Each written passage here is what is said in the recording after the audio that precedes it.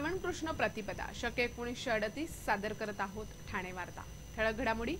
शहरातील खड्डे दुरुस्त न झाल्यास खड्ड्यातच गणपती बसवण्याचा राष्ट्रवादी काँग्रेसचा इशारा। सर्वोच्च न्यायालयाच्या निर्णयानंतरही महाराष्ट्र नवनिर्माण सेनेची 9 थरांची हंडी आणि ए.के. जोशी शाळेच्या विद्यार्थ्यांनी पुन्हा पटकावलं चीनमधील विज्ञान प्रदर्शनात पारितोषिक। या आणि इतर घडामोडी विस्तृतपणे पण काही क्षणातच। ठाणे वार्ता पहा श्रीस्थानक वाहिनीवर। आता सकाळी 9:15 पासून रात्री 9:15 पर्यंत ठाणे वार्ता, ठाण्यातील पहिलं दृकश्राव्य माध्यम। श्रीस्थानक वाहिनी ठाण्याची स्वतःची वाहिनी।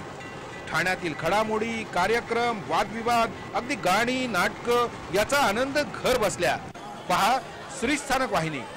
आपल्या ठाण्याचं हक्काचं व्यासपीठ श्रीस्थानक वाहिनी। ठाणे वार्ता आता संकेतस्थळावर देखील ठाणेवार्ता.com वर क्लिक करा आणि ठाण्याच्या घडामोडी जाणून घ्या। ठाण्यातील पहिलं ऑनलाईन माध्यम ठाणेवार्ता.com। नमस्कार मंडळी, दर रविवारी पाहायला विसरू नका।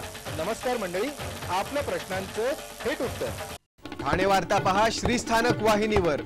आता सकाळी 9:15 पासून रात्री 9:15 पर्यंत ठाणे वार्ता, ठाण्यातील पहिलं दृकश्राव्य माध्यम।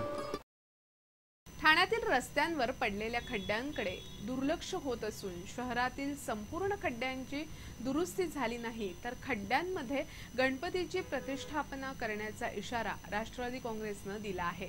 5 सप्टेंबर पासून गणेशोत्सव साजरा होत असून त्यापूर्वी शहरातील सर्व खड्डे बुजवावेत अशी मागणी आयुक्तांकडे एका निवेदनाद्वारे करण्यात आली आहे।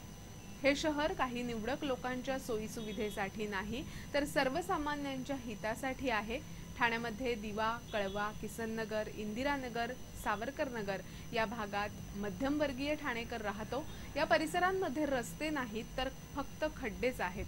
त्यामुळे येत्या 3 सप्टेंबर पर्यंत खड्डे दुरुस्ती झाली नाही तर खड्ड्यातच गणपती बसवण्याचा इशारा राष्ट्रवादीतर्फे देण्यात आलाय। ठाणे जिल्ह्यातील खाडी किनारी होणारा अवैध रेती उपसा थांबवण्यासाठी जिल्हा प्रशासनाने जोरदार कारवाई सुरू केली असून काल सुट्टीच्या दिवशी दुपारी स्वतः जिल्हाधिकारी महेंद्र कल्याणकर यांनी बोटीने खाडीपात्रात जाऊन धाड टाकली। एरवी सावध असणारे रेती माफिया लागोपाठ येणाऱ्या सार्वजनिक सुट्ट्यांचा फायदा घेऊन उत्खनन करतात अशा तक्रारी होत्या। यावर अतिशय नियोजनबद्ध रीतीने पथकं तयार करून एकाच वेळी भिवंडी, कल्याण, ठाणे या ठिकाणी छापे टाकण्यात आले। यावेळी बेसावध रेतीवाल्यांकडून दंड वसुली आणि मालमत्ता जप्ती अशी 2 कोटी 3 लाखांची कार्यवाही करण्यात आली। सुट्टीच्या दिवशी कारवाई सुरूच होती। काल जिल्हाधिकाऱ्यांनी उपजिल्हाधिकारी जीवन गलांडे आणि पथकानेशी गायमुख बंदर गाठलं। तिथून पोलीस बोटीतून नागला बंदर, मुंब्रा बंदर, कोपर, दिवा, मोठा गाव इथे खाडीतून पाहणी केली। ठाणे, भिवंडी, कल्याण या 3ही तालुक्यातील बंदरांवर कारवाई करून एकाच वेळी रेती उत्खनन करणाऱ्यांवर धाड घालायची आणि दुसरीकडे रेतीची अवैध वाहतूक रोखून दंड वसूल करायचा असं नियोजन केलं गेलं। त्याप्रमाणे मंडळनिहाय 5 ते 7 अधिकारी आणि कर्मचारी असलेली 15 पथकं मोहिमेवर निघाली। या कारवाईत 43 लाख रुपये किमतीचा 613 ब्रास वाळू साठा, 17 सक्शन पंप, 7 क्रेन्स जप्त करण्यात आल्या तसंच 10 गुन्हेही दाखल करण्यात आले। एकंदर 117 वाहनांकडून 18 लाख रुपये दंड वसूल करण्यात आला। भिवंडीच्या कशेळी, काल्हेर बंदरांवर प्रांत अधिकारी संतोष थिटे आणि तहसीलदार वैशाली लंभाते यांच्या पथकानं कारवाई केली। यात 37 लाखांचा 531 ब्रास वाळू साठा, त्याचप्रमाणे 20 लाखांचे 5 सक्शन पंप जप्त करण्यात आले। यावेळी 39 वाहनांकडून 8 लाख रुपये दंड वसूल करण्यात आला। कल्याण रेतीबंदर इथे तहसीलदार किरण सुरवसे यांच्या पथकानं केलेल्या कारवाईत 48 लाखांच्या 4 क्रेन्स, 35 लाखांचे 7 सक्शन पंप याशिवाय 25,000 रुपयांचे 5 रेती धुण्याचे पाईप्स जप्त करून नष्ट करण्यात आले। याशिवाय रेती, माती, दगड असे गौण खनिज अवैधरित्या वाहून नेणाऱ्या 32 वाहनांना पकडून 10 लाखांचा दंड वसूल करण्यात आला। ठाण्याच्या गायमुख, मुंब्रा आणि घोडबंदर, नवी मुंबई, साबे इथे प्रांत, सुदाम, परदेशी, तहसीलदार किसान भदाणे आणि 45 जणांच्या पथकानं कारवाई केली। यात 5.25 लाखांचा 74 बाळास वाळू साठा, त्याचप्रमाणे 6 सक्शन पंप जप्त करण्यात आले। यावेळी 31 वाहनांकडून 5,67,000 रुपये दंड वसूल करण्यात आला। याशिवाय अंबरनाथ, मुरबाड, शहापूर इथे दक्षता पथकांनी कारवाई करून मुद्देमाल जप्त केला। 1 एप्रिलपासून ते अगदी कालपर्यंत रेती आणि गौण खनिजांचा अवैध उपसा करणाऱ्या 1208 गाड्या पकडून त्यांच्याकडून 3,48,00,000 रुपयांचा दंड वसूल करण्यात आला असून 40 गुन्हे दाखल करण्यात आले असल्याची माहिती उपविभागीय अधिकारी सुदाम परदेशी यांनी दिली। भाऊ बहिणीच्या अतूट नात्याच्या बंधनाचा सण म्हणजे रक्षाबंधन, पण आयुष्यात घडलेल्या चुकांचं प्रायश्चित्त भोगत कारागृहात खितपत पडलेल्या बंदिवानांच्या हाती या पवित्र सणाच्या दिवशी राखीचं बंधन बांधण्याचा योग काल जुळून आला। ठाणे मध्यवर्ती कारागृहातील बंदिवानांना पोस्टानं आलेल्या राख्या ठाण्यातील विविध सामाजिक संस्थांच्या भगिनींनी बांधून आगळा वेगळा रक्षाबंधन सण साजरा केला। यावेळी भगिनींनी कुठलीही ओवाळणी न घेता चुकांचं परिमार्जन करून भविष्यात चांगले नागरिक बनण्याचं वचन बंधुरायांकडून घेतलं। ठाणे मध्यवर्ती कारागृहात तब्बल 5,000 कैदी सजा भोगत आहेत। गेल्या अनेक वर्षापासून कारागृहात शिक्षा भोगणाऱ्या या बंदिवानांना त्यांच्या बहिणी पोस्टानं राख्या पाठवतात, परंतु या राख्या बांधण्यासाठी भगिनींची उणीव असते। सामाजिक बांधिलकी म्हणून या कैद्यांनाही रक्षाबंधनाच्या सणाचा आनंद लुटता यावा यासाठी कारागृह अधीक्षक हिरालाल जाधव यांच्या मार्गदर्शनाखाली प्रजापिता ब्रह्मकुमारी आणि इतर काही सामाजिक संस्थांच्या शेकडो भगिनींनी पुढाकार घेतला। तसंच ठाणे कारागृहाला भेट देऊन शिक्षा भोगत असलेल्या बंदिवानांना राख्या बांधून हा सण आगळ्या वेगळ्या पद्धतीनं साजरा केला। त्यामुळे कैद्यांच्या चेहऱ्यावर आनंद ओसंडून वाहत होता। सर्वांनी शिक्षा पूर्ण झाल्यानंतर उत्तम माणूस बनण्याचं वचन ओवाळणाऱ्या या भगिनींना दिलं, परंतु कारागृहाबाहेर आल्यानंतर या बंदिवानांच्या हाती पुन्हा बेड्या पडल्या नाहीत तरच हे वचन सार्थकी लागणार आहे। ठाणे वार्ता पहा श्रीस्थानक वाहिनीवर। आता सकाळी 9:15 पासून रात्री 9:15 पर्यंत ठाणे वार्ता, ठाण्यातील पहिलं दृकश्राव्य माध्यम। आपला परिसर स्वच्छ आणि सुंदर ठेवण्यासाठी ठाणे महापालिकेत सहकार्य करा। ओला सुका कचरा वेगवेगळा जमा करा आणि रोगराईपासून मुक्तता मिळवा। ठाणे वार्ता आता संकेतस्थळावर देखील ठाणेवार्ता.com वर क्लिक करा आणि ठाण्याच्या घडामोडी जाणून घ्या। ठाण्यातील पहिलं ऑनलाईन माध्यम ठाणेवार्ता.com। डॉक्टर आणि रुग्णांचं पिढ्यानपिढ्यांचं जिव्हाळ्याचं नातं म्हणजेच डॉक्टर बेडेकर हॉस्पिटल आता अत्याधुनिक सोयी सुविधा आणि तंत्रज्ञान युक्त वंध्यत्व निवारण केंद्रात IVF आणि टेस्ट ट्यूब बेबीची ही सुविधा। डॉक्टर बेडेकर हॉस्पिटल, महर्षी कर्वेपथ, ठाणे। 65 वर्षांची निरंतर सेवा। ठाणे वार्ता पहा श्रीस्थानक वाहिनीवर। आता सकाळी 9:15 पासून रात्री 9:15 पर्यंत ठाणे वार्ता, ठाण्यातील पहिलं दृकश्राव्य माध्यम। सर्वोच्च न्यायालयाच्या निर्णयामुळे दहीहंडीच्या थरांच्या थराराला ब्रेक लागला असताना ठाण्यात महाराष्ट्र नवनिर्माण सेनेनं 9 थरांच्या दहीहंडीसाठी 11 लाखांचं बक्षीस जाहीर केलंय।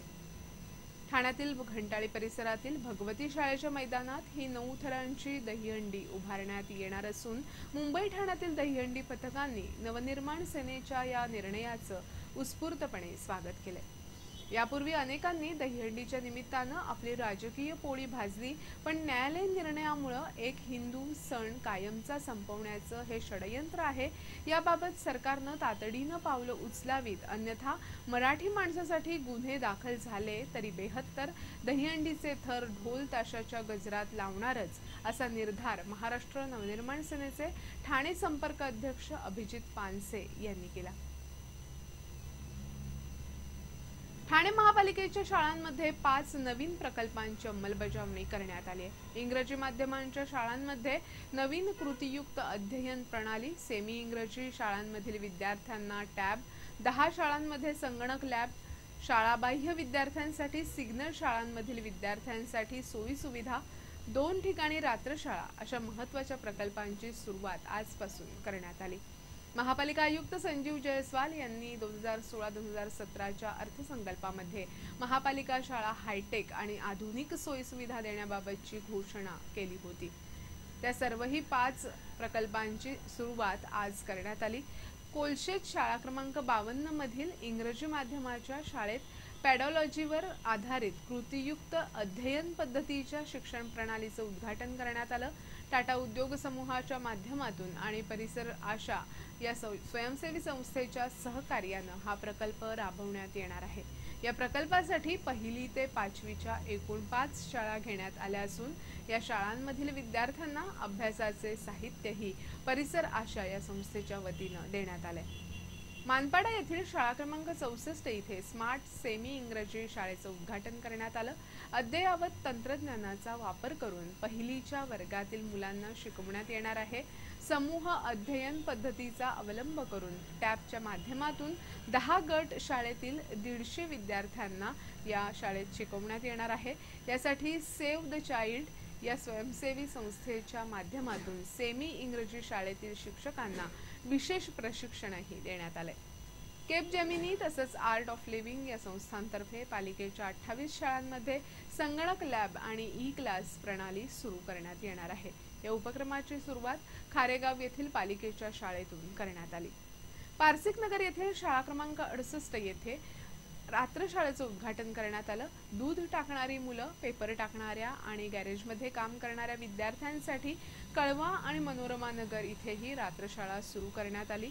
पोटापाण्यासाठी सतत भटकंती करणाऱ्या विद्यार्थ्यांसाठी सिग्नल शाळा हा उपक्रम सुरू करण्यात आला असून हा उपक्रम अतिशय महत्त्वपूर्ण ठरणार आहे।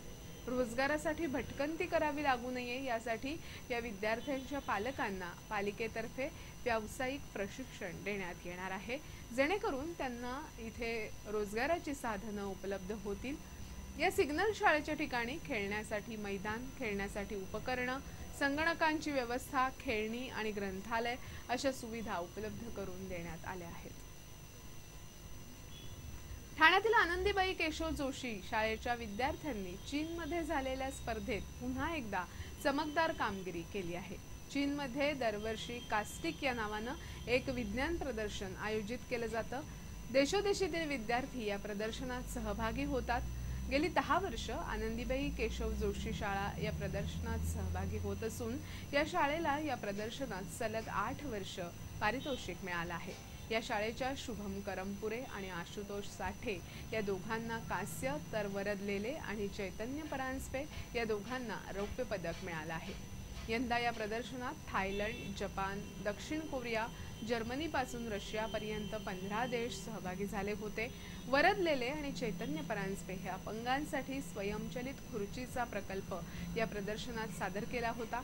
अपंगांना चाकाची खुर्ची चालवताना अनेक मर्यादा येतात, मात्र या दोघांनी केलेली चाकाची खुर्ची जिभेच्या हालचालीवरून दिशा ठरवू शकते।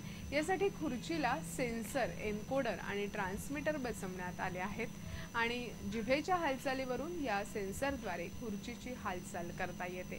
तर शुभम करमपुरे आणि आशुतोष साठे यांनी विद्युत निर्मिती आणि त्यांचं संवर्धन याविषयीचा प्रकल्प सादर केला होता। या प्रकल्पामधून त्यांनी विद्युत निर्मितीप्रमाणेच त्याचं संवर्धन कसं करता येऊ शकतं हे दाखवलं होतं। एक प्रकारच्या पत्र्यावर दाब देऊन वीज निर्माण केली जाते आणि ही वीज निर्मिती बॅटरीच्या रूपानं साठवता येऊ शकते। अशा प्रकारचा प्रयोग साधारणपणे रस्त्यांवर तसंच गृहसंकुलांमध्ये कोणत्याही मानवी हस्तक्षेपाशिवाय राबवता येऊ शकतो, हे यातून या दोघांनी दाखवलं होतं। रस्त्यावरून चालणाऱ्या गाड्यांच्या दबावानं दिवे आपोआप पेटतात, त्याचप्रमाणे प्रखर सूर्यप्रकाश निर्माण झाल्यावर दिवे आपोआप विझतात, असा प्रकल्प त्यांनी सादर केला होता।